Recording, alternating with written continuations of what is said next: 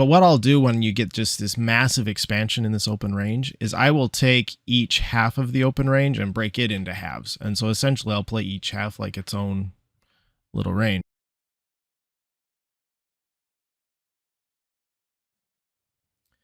Welcome to ULT. This is my trade recap for May 3rd, which is day number 3 of the 10-day trade discipline challenge. I'm recording this one after the fact because I thought I'd recorded this the day of, and apparently I didn't, or I lost it or something. Anyway, so coming back to it, but let's cover real quick. It was a winning day overall, but it was a little bit of a different day. So here's what I mean by that.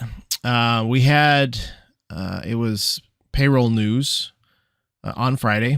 So that resulted in huge swings in the market. I mean, this news candle here was 256 or 54 ticks, just huge, massive candle.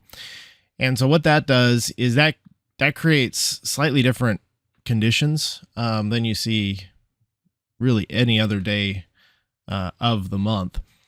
So this news comes out the first Friday of every month, and it's always a big market mover. So when this happened, I'm still following my rules, but what I'll do when you get just this massive expansion in this open range is I will take each half of the open range and break it into halves. And so essentially I'll play each half like its own little range. Okay. So the first trade I took was short here. And you can see, maybe you can see, I'll make this a little bigger.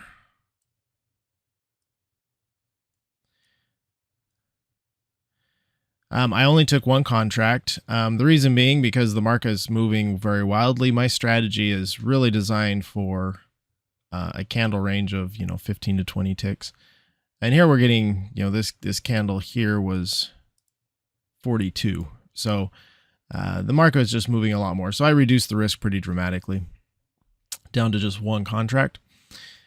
So I broke the top half of the range into halves. We came down. We had a nice retest of that midline or midpoint, I guess, of the top half of the opening, top half of the opening range.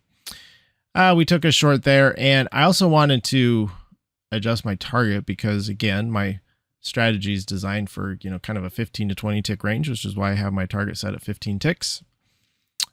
So if we're getting a 40 tick range, we should be able to set our target at 40 ticks. Because this was kind of in the moment and I didn't really have that defined, I just put my target just down at the midline, which is 22. Now, interestingly enough, I got in a little bit late, but if you'd got in, just right at the base of that candle, I mean, the next two candles moved 45. Okay. So taking that range into account, I think works pretty well. I could have got more out of that trade, but that was 22 ticks. There's a win. Then we come down here. The issue here is we have the overnight open, which a lot of times causes resistance, and price can just be really choppy at the overnight open. It either goes through it, comes back for retest and leaves, or it just kind of sits there for a while. And so I don't like taking trades into the overnight open. But it looked like we're maybe getting some rejection off of here. So I did take a short here. Price moved down. My stop moved to break even, which is, one tick lower, I think. Yeah. Entry was at 12.6, stopped out at 12.5. So one tick in profit here, basically break even. So 22 and 1 is 23. So it was a winning day. Unfortunately, the P&L won't reflect that because I did have to reduce my risk quite significantly. Right. So it was a small winning day in terms of P&L. But the P&L is not the purpose of this exercise. The purpose of this exercise is to execute the strategy consistently and repeatedly over 10 days and see what the results is. And we're tracking those results by ticks. So essentially this 23 ticks brings me to break even essentially over the 3 days in terms of tick profit. Okay. Now I didn't take any more trades. We did reject off the midline here, and it did work out okay. But we were taking it into the overnight open, which again is not something I like to do. Again, it would have worked, but doesn't follow my rules. Now let's look at where the market went real quick before we wrap this up. This will be a shorter one. So if we look at the full range here and we do extensions based on the full range, the market moved just past that 50% mark. All right.